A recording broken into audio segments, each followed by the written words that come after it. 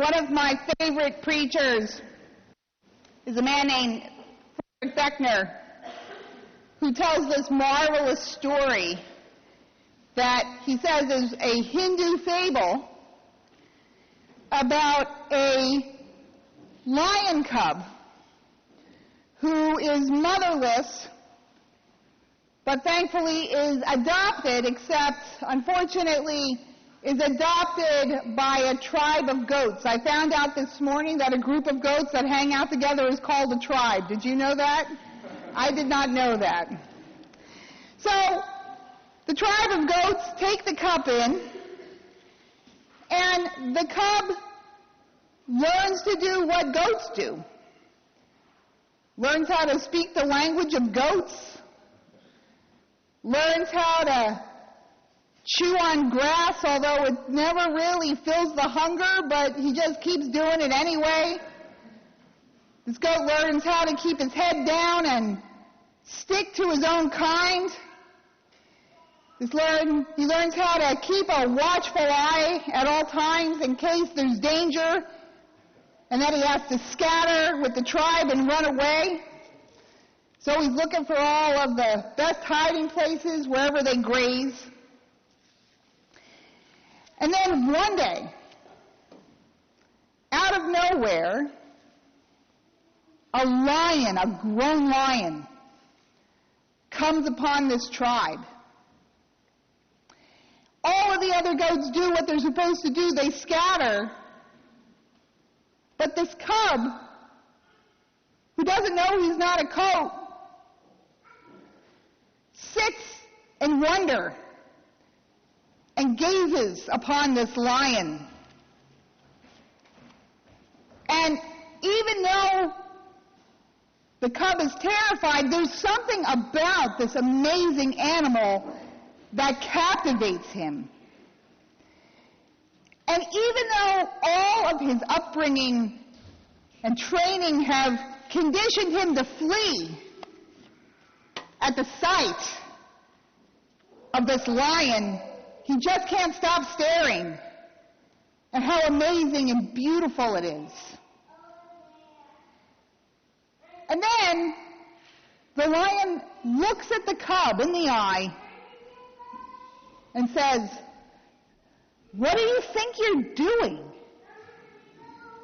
Don't you have any idea who you are?" The cub didn't obviously know what the lion was talking about, so the cub just nervously kind of put its head back down and started trying to chew the grass. And then the lion roared, and the ground shook. And the terror that filled that cub was mixed with this excitement and joy. And the lion says, "Look me in the eye. I'm going to tell you who you are. You are a lion. You're not a goat." The cub doesn't know what the lion's even talking about. So the lion picks up the cub and brings him to a pond and says, "Look at yourself. Look at the way you've been living. How dare you live like a goat? You're part of my tribe."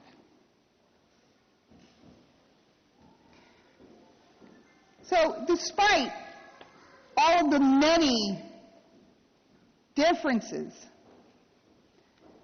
the 5 major world religions have, Buddhism and Hinduism and Islam and Judaism and Christianity, we are in complete agreement about a fundamental observable thing in the world. Human beings, as we currently exist, are not what we were intended to be. All of us, you know it, someplace down in the bottom of your heart, all of us are in some strange way, for whatever reason we can't lay our hands on, living a lie. And you know it because we're made in the image of God. But something has gone terribly wrong. And it's like the mirror inside of us has this crack down the center of it. And our image of Godness is distorted. And you can tell because even though we're created to be free, we spend so much time living like slaves of regret, slaves of resentment, slaves of hopelessness.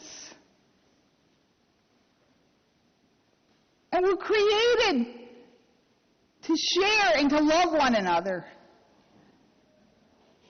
But we've been taught by the larger tribe of goats that that kind of behavior isn't right. It's too risky.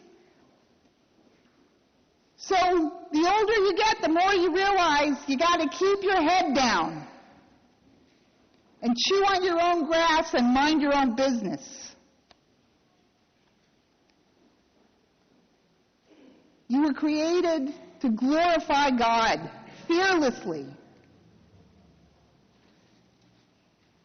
But because you don't quite know who you really are, you live your life afraid. And just like Adam, somewhere along the way, you and I have lost paradise a long time ago. But no matter what, we carry it around inside of ourselves someplace. It's this longing that you can't quite put your finger on. It's this shadow of a memory, maybe only tangible to you as you're waking up from a dream. And it whispers inside of you at different times, sometimes when you can't even expect it or at least imagine it. It whispers, "You're so much more than this."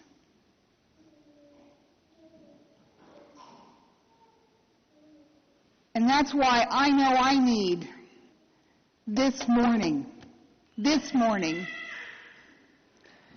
when the ground shakes, when the tribe of goats scatters, and you look up from your grass or your Starbucks coffee, and you see this lion standing next to you,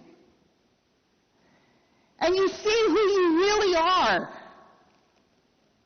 Because when you look at Jesus, you see the reflection of how you were made to be a human being.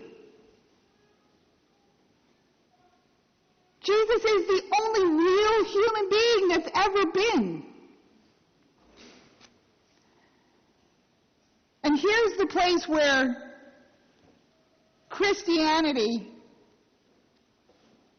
takes a turn. Well, I think the other religions keep going their way. We turn off, and here's why. Because no matter what happens to you,